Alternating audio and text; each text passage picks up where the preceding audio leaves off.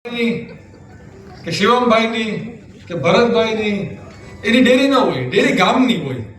એટલે આપણે પહેલા સમજવું પડે કે ડેરી કોઈ વ્યક્તિગત નથી, કોઈ વ્યક્તિ નથી, ડેરી ગામની ડેરી છે. અને ગામની ડેરી એટલે હોય કારણ કે ગામના સભાસદો જે હોય, લોકો, ખેડૂતો, પશુપાલકો એ એને બનાવે. અને એ ડેરીની જો વૃદ્ધિ થાય તો આપણા પશુપાલકો અને ખેડૂતોની વૃદ્ધિ થાય. મને ઘણી વખત અમારો સ્ટાફ આવીને કહે કે સાહેબ આપણા વિસ્તારમાં હજી એવું માને છે કે સુદામા છે પ્રાઇવેટ છે, અન્ય ડેરી બધી સરકારી ડેરી છે. પણ હું આપને એવું કહેવા માંગુ છું કે આ સુદામા સરકારી નથી, સહકારી છે, તમારી ડેરી છે. એટલે સુદામા તમે છો ને તમે સુદામા છો. એટલે આપણે એ સમજવું પડશે.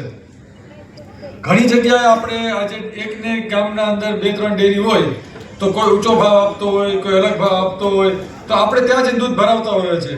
તો મારી આપ સૌને અપીલ છે, બેનો, આપને ખાસ, કારણ કે તમે એકવાર ધારો ને એ પછી છે ને એ ઓલા ત્રાંબાના પતરા ઉપર લખાઈ જાય એવું હોય કે એને કોઈ મિટાવી ન શકે. એટલે તમે ધારો કે સુદામામાં દૂધ ભરવું છે એટલે સુદામામાં દૂધ આવશે એવો મને વિશ્વાસ છે. જો પ્રાઇવેટ ડેરીવાળાને આપ જોશો દૂધના ભાવ ઉનાળામાં તમને ઘણા ઉપર આપશે, શિયાળામાં ઘણા ઓછા આપશે. તમે સરભર કરશો ને કે ઇન્સેન્ટિવ આપે એટલે ભાવ ફેર આપે, અલગ અલગ ઘણી બધી વસ્તુ આપતા હોય તો આપણે એમાં મોહિત થઈ જાય, હલચા જાય, દૂધ ત્યાં ભરાવી દઈએ. બટ એમાં તમે જોશો તો આપણે ભાવ સરેરાશ વાર્ષિક ઓછા મળે. અમારા શ્રીકાંતભાઈ, કુછડિયાભાઈ, આ બધા મારા આગળ આવીને કે સાહેબ માહી માહી માહી રોજ મારા ઉપર ઊભા હોય કે એના ભાવ ઉપર છે એટલે આપણે દૂધ નથી મળતું, આપણે આ પ્રોબ્લેમ આવે. એટલે અમે બેસીને એક નિર્ણય લીધો કે કોઈ પણ કાળે ને સંજોગે આપણે એનાથી ભાવમાં ઉપર રહેશું.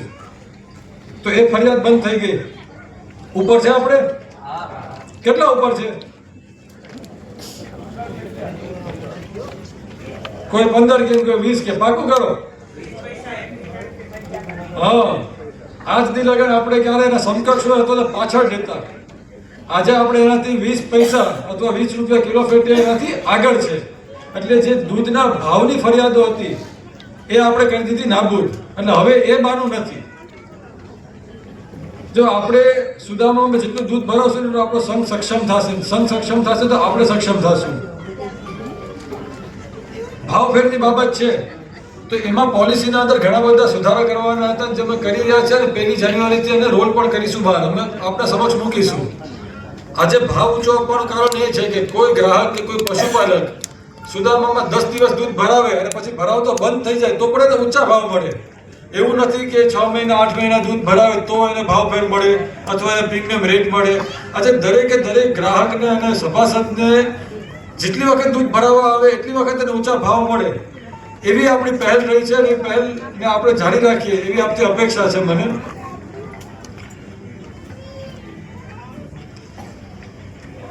આપણા દૂધના ભાવ વિશે વાત કરીએ તો ગયા વર્ષે ડિસેમ્બરમાં અને આ વર્ષે ડિસેમ્બરમાં આપણે 55 રૂપિયા ઉપર છે. 55 રૂપિયા બોલવા માટે નાની સૂની વાત છે, 55 રૂપિયા. બટ 55 રૂપિયાને જ્યારે આપણે દૂધ સંગ્રહિત કરે છે ને વ્યાપ સાથે જોવો તમે તો ઘણો મોટો અંતર આવે. એટલે આપણા ખેડૂતોને, પશુપાલકોને ઊંચા ભાવ મળે એ માટે અમે હંમેશા તત્પર અને એ દિશામાં આગળ ચાલવા માંગીએ છીએ. બેનો, હમણાં અશોકભાઈ આવ્યા હતા વિઝિટ કરવા માટે પોરબંદર, અઠવાડિયું થયું છે, જે મહેસાણા ડેરીના પણ ચેરમેન છે અને અમૂલ ફેડરેશનના પણ ચેરમેન છે. એ ખૂબ સરસ વાત કરીને કે આપણા પ્લાન્ટ વિશે, આપણું યંગ જે જવાન સંઘ છે એના વિશે વાત કરી. અને મને એક સરસ મજાની વાત કરી કે અમારે ત્યાં મહેસાણામાં ખેતી કરે પણ ખેતી નાની નાની હોય છે લોકોને, કોઈની 2 વીઘાની, 3 વીઘાની, 4 વીઘાની. તો એમને મને બેનનું સારું નામ આપ્યું. શું નામ છે? ભગવતીબેન, જે 1 કરોડ રૂપિયાનો વેપાર કરે છે ત્યાં સહયોગ ડેરીમાં મહેસાણામાં. તે અશોકભાઈ મને બેનનું નામ આપ્યું હતું. એમની વિઘાની ખેતી છે. બટ એ પશુપાલન એટલું સરસ રીતે કરે છે કે એમના 2 છોકરાઓને એમને ભણાવીને અમેરિકા મોકલ્યા અને વર્ષે 1 કરોડનો દૂધનો વેપાર કરે છે. તો આપણી તો એટલી મોટી મોટી ખેતી, કોઈની એક નાની ખેતી છે, 1-2 વીઘાની ખેતી છે કોઈની, આપણા વિસ્તારમાં જ નથી. તો જો એ લોકો 1-2 વીઘાની ખેતીમાં પણ 1 કરોડનો દૂધનો વ્યાપાર કરી શકતા હોય તો એમાંથી આપણે ઘણું બધું શીખવા જેવું છે. તે દિવસે મેં નિર્ણય લીધો અને ભગવતીબેનને કીધું કે મારી માતાઓને, બહેનોને મહેસાણા લઈ જાઓ. મહેસાણા લઈ જાઓ, એ લોકોને મોડેલ તબેલા બતાવો, એ લોકોની ફેક્ટરી બતાવો. અને ભગવતીભાઈને કીધું કે અમે દર્શને કરતા હોય, તો કહો એ તમે કરતા આવો. તો અંબાજી કે માઉન્ટ આબુ કે તમારે એક સરસ મજાનું નાનું વેકેશન થઈ જાય, દર્શન થઈ જાય અને ઘણું બધું શીખીને પાછું આવવા મળે. હવે દૂધનો જે આપણે વ્યાપ વધારવો છે તો એમને તો નહીં વધે. પૂછડાભાઈ વાત કરી, સેક્સ સોર્ટેડ સિમેન્ટની વાત કરી, તો આપણે ઘણા બધા જેમ ફોટો બતાવીને આ કરી જાય છે ઇન્સેમિનેશન તમારે કહેવાય કે જે બીજદાન કરી જાય, તો આપણે બધી બહાર આવવું પડશે. આપણે ડૉક્ટરમાં, એઆઈ વર્કરમાં, અસિસ્ટન્ટમાં અંતર સમજવા પડશે. સફેદ કોટ પહેરીને આવે ડૉક્ટર ના કહેવાય, ખાખી કપડામાં પોલીસવાળો ના કહેવાય બધાને. સફેદ કપડામાં આસિસ્ટન્ટે પૂછવું પડે કે ભાઈ તમે કોણ છો, તમે શું ભણ્યા છો? કારણ કે પશુઓ છે એ આપણા ઘરને દૂધ પણ આપે છે, આપણી આવક પણ આપે છે, એટલે એક રીતે એ આપણા પરિવારનો ભાગ કહેવાય. અને જો આપણા પરિવારનો ભાગ હોય તો એની દેખરેખ કરવી પણ આપણી પૂર્ણ રીતે જવાબદારીમાં આવે. આપણું બાળક બીમાર હોય, મા બીમાર હોય, બેન બીમાર હોય તો આપણે કેવું ડૉક્ટર આગળ જાય? કોઈ પણ બીજાને કમ્પાઉન્ડર હોય, અસિસ્ટન્ટ હોય નથી બતાવતા, ડૉક્ટરને કેમ બતાવીએ કે સારી સારવાર મળે, સારું ધ્યાન રખાય એનું. તો એ જ રીતે સુદામાની આ જે વેટરનરી ટીમ તૈયાર છે એ આપના ઘરે એકદમ વ્યાજબી દરે આવે છે, આપને ત્યાં એ સેવા આપે છે. અને સાથે સાથે જો સુદામા થકી આપ બીજદાન કરાવશો સેક્સ સોર્ટેડ સિમેન્ટનું, તો ડૉક્ટરની વિઝિટ 2 તમારે ત્યાં કોમ્પ્લિમેન્ટરી રહેશે. કે જે સમયમાં ગર્ભ ધારણ કરે પશુ, તો એના એ સમયના અંદર ડૉક્ટર 2 વખત તમારે ત્યાં વિના ચાર્જ વિઝિટ પણ કરી જશે. એની તબિયત ચેક કરવા માટે, એને સપ્લિમેન્ટેશન કે આપવાનું એ આપી જશે. અને જેમ વાત કરી કે આપણી પોતાની લેબોરેટરી પણ ડેવલપ કરવામાં આવે, તો લેબોરેટરી આપ સૌની છે.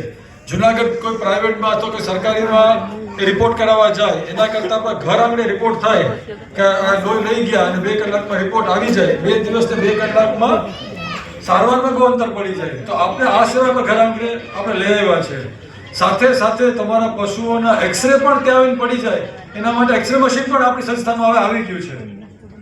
તો આ બધી સુવિધાઓનો આપણે લાભ લેવો જોઈએ અને આપણા અંદર આપણે અવેરનેસ હોવી જોઈએ કે આપણા સુદામાના સભાસદો છે અને અમારો હક છે. આ તમારો હક છે કે સુદામાને ફોન કરો, અમને બીજદાન માટે માણસ મોકલો, ડૉક્ટર મોકલો, અમારા પશુ બીમાર પડ્યા છે ડૉક્ટર મોકલો, એક્સરે કરાવવો છે ડૉક્ટર મોકલો. આપણો હકથી માંગો આ બધી વસ્તુ, આપણો હક છે.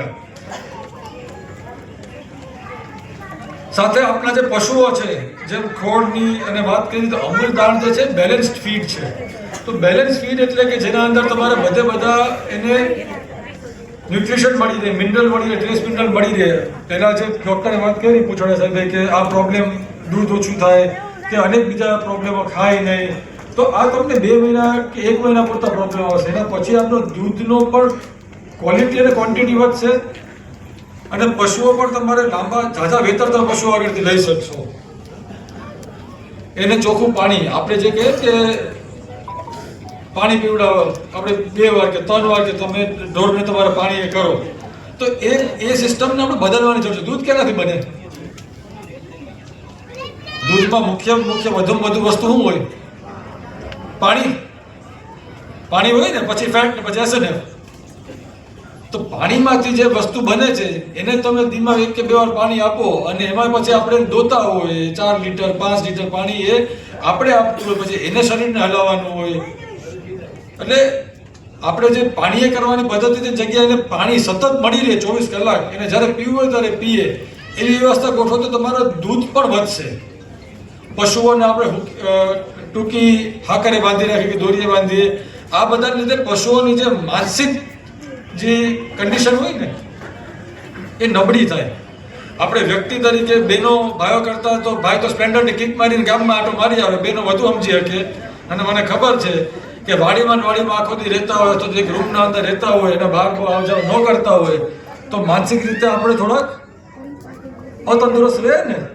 ઈચ્છા તો થાય કે બહાર જાય, હરીએ ફરીએ, ખાવા જાય. તો એ જ રીતે પશુઓની ડિમાન્ડ આપણા જેટલી ન હોય, એની ડિમાન્ડ ઓછી હોય, નાની નાની ડિમાન્ડ હોય.